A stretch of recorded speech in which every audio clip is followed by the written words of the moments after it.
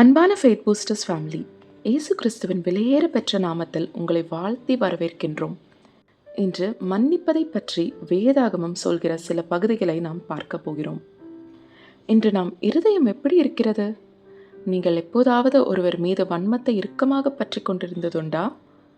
உங்களுக்கு தீங்கு செய்தவரை விட அது உங்களை தான் அதிகமாக பாதிக்கிறது. சில சமயங்களில் ஒருவரை மன்னிப்பது என்பது முடியாத காரியமாக தோன்றலாம். அவர்கள் அதற்கு தகுதியற்றவர்கள் என்று நாம் நினைக்கலாம். சற்று சிந்தித்து பாருங்கள், இயேசு கிறிஸ்து அப்படி நினைத்திருந்தால் நமக்கு என்ன நேர்ந்திருக்கும்? வேதாகமத்தில் நாம் மன்னிக்க வேண்டும் என்று கட்டளையிடப்பட்டுள்ளோம்.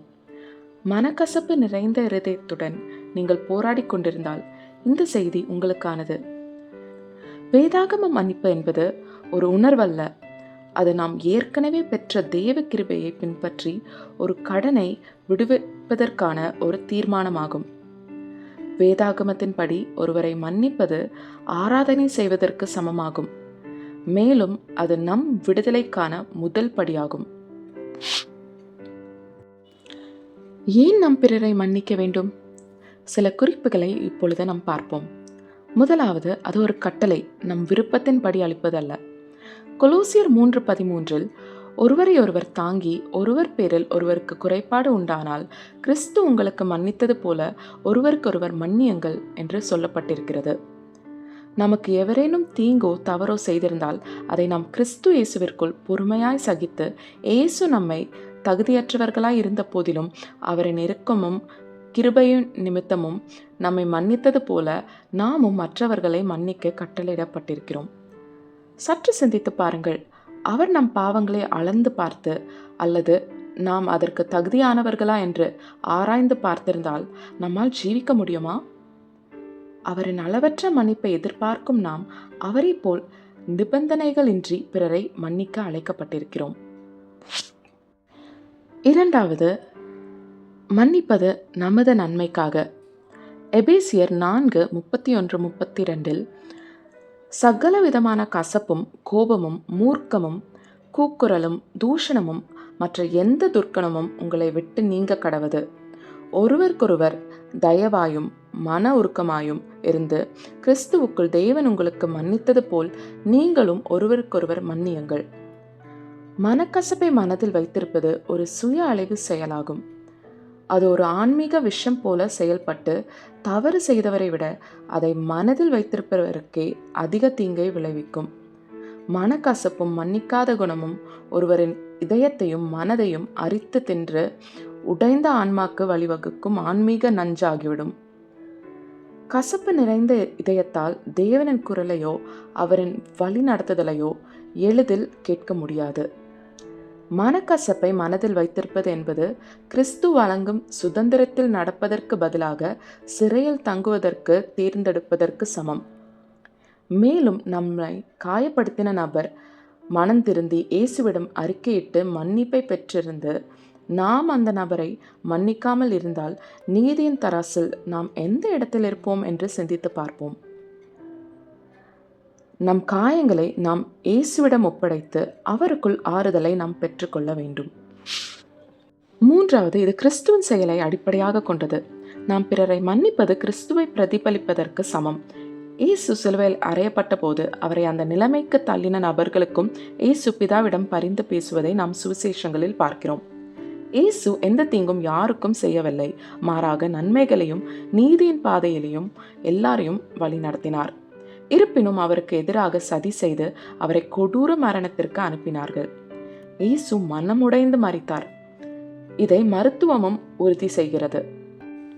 லூக்கா 23:34 பதிவு செய்யப்பட்டுள்ளபடி சிலுவையில் இயேசுவின் முதல் வார்த்தை இதுதான்: பிதாவே, இவர்களை மன்னியும், ஏனெனில் இவர்கள் தாங்கள் செய்வது இன்னதென்று அறியாதிருக்கிறார்கள். இந்த மன்றாட்டானது தம்மை துன்புறுத்துறவர்களுக்காகவும் கூட இயேசு காட்டும் இரக்கத்தையும் பரிந்துரையையும் வெளிப்படுத்தி கிருபையின் மைய செய்தியை இந்த வசனம் எடுத்து காட்டுகிறது.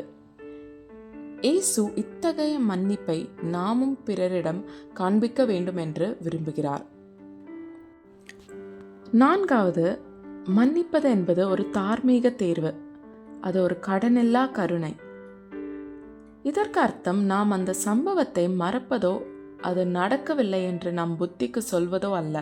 மாறாக குற்றம் செய்த நபரை குறை கூறுவதை நிறுத்த முடிவு செய்தல் மற்றும் அந்த கடனில் இருந்து அவர்கள் தகுதியற்றவர்களாய் இருந்தாலும் விடுவிப்பது. மத்தேயு 18:21 மற்றும் 22 பேதுரு இயேசுவிடம் ஒருவரை 7 முறை மன்னிக்கலாமா என்று கேட்டார்.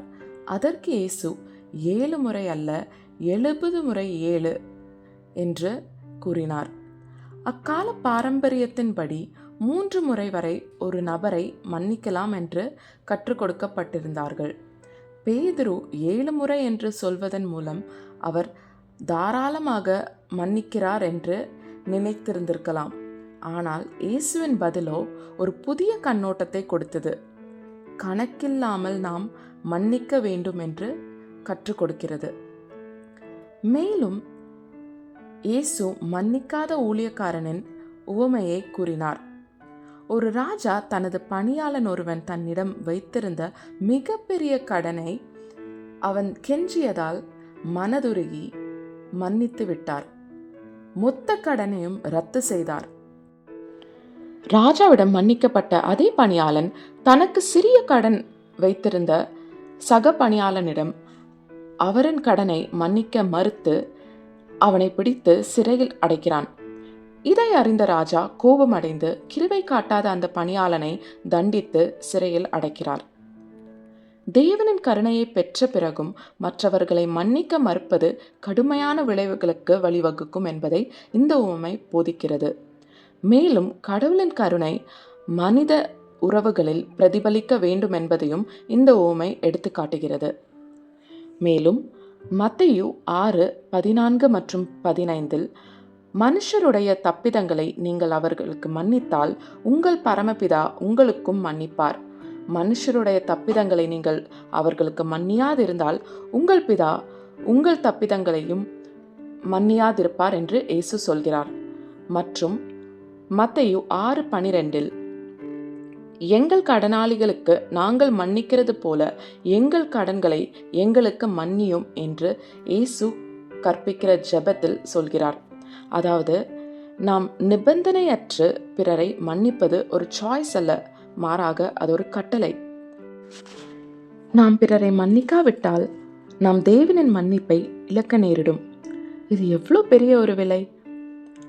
மன்னிப்பின்மையை பற்றி கொள்வது என்பது ஒரு விசுவாசிக்கும் தேவனுக்கும் இடையில் ஒரு தடையை உருவாக்கும் ஒரு கடுமையான சுய அழிவு செயல். நம் நித்திய வாழ்வை நாம் இதன் நிமித்தம் இழக்க நேரிடும். ஆழ்ந்த மன்னிப்பை வெளிப்படுத்திய வேதாகம முக்கிய நபர்களில் சிலர்: முதலாவது, தன்னை அடிமையாக விற்ற தன் சகோதரர்களை மன்னித்த யோசேப்பு. இரண்டாவது, தன்னை துன்புறுத்திய மற்றும் கொலை செய்ய முயற்சித்த சவுலை காப்பாற்றிய தாவீது. மூன்றாவது, தன் நம்பிக்கையற்ற மனைவிக்கு உண்மையுடன் இருந்த உசியா. நான்காவது, ஊதாரி மகன் உவமையில் தன் ஊதாரி மகனை மன்னித்த தந்தை. ஐந்தாவது, தன்னை கல்லெறிந்தவர்களை மன்னிக்கும்படி கடவுளிடம் வேண்டிக் கொண்ட ஸ்தேவான். ஆறாவது, தன்னை சிலுவையில் அறைந்தவர்களுக்காக ஜெபித்த நம் இயேசு கிறிஸ்து. நம் பரமபிதா நம் குற்றங்களை எல்லாம் இயேசு கிறிஸ்துவின் மூலம் நமக்கு முழுமையாக மன்னிக்கும் போது அதை முழு மனதுடனும் சந்தோஷமாகவும் பெற்றுக்கொள்ளும் நாம் ஏன் மற்றவர்களை நாம் மன்னிக்க தவறுகிறோம்? ஏனென்றால் கசப்பு, பெருமை மற்றும் பழிவாங்கும் ஆசை நம் இருதயத்தை சூழ்கிறது. நம்மிடம் இல்லாததை நாம் ஒருவருக்கு கொடுக்க முடியாது. இயேசுவின் அன்பு நம் இருதயத்தில் நிறைந்திருக்கும் போது அவரின் அளவற்ற அன்பையும் இரக்கத்தையும் மன்னிப்பையும் நம்மால் வெளிப்படுத்த முடியும். இந்த நேரத்தில் எந்தெந்த நபர்கள் உங்கள் சிந்தையில் வந்தார்கள்? யார் உங்கள் இருதயங்களை காயப்படுத்தினார்கள்? எத்தனை வருஷ வலிகளையும் அதன் நிமித்தம் வந்த கசப்பையும் வருத்தங்களையும் இருதயத்தின் ஆழத்தில் வைத்திருக்கிறீர்கள்? யாரையெல்லாம் மன்னிக்க கஷ்டப்படுகிறீர்கள்? கேட்கப்படாத மன்னிப்பை அளிப்பது மிகவும் கடினமானதுதான். இந்த நேரத்தில் காயப்பட்ட இருதயத்தை இயேசுவிடம் கொடுங்கள். நொறுங்கினதை அவர் புதுப்பிப்பார். அவரின் அளவற்ற அன்பினாலும் இரக்கத்தினாலும் அதன் மூலம் வெளிப்படும் மன்னிப்பினாலும் நம் இருதயத்தை அவர் நிரப்புவார். இந்த வீடியோ உங்களுக்கு பிடிச்சிருந்தா லைக் பண்ணுங்கள், கமெண்ட் பண்ணுங்கள், உங்கள் அன்பானவர்களோடு ஷேர் பண்ணுங்கள். ஃபெய்த் பூஸ்டர்ஸ் சேனலை சப்ஸ்கிரைப் பண்ணுங்கள். God bless you.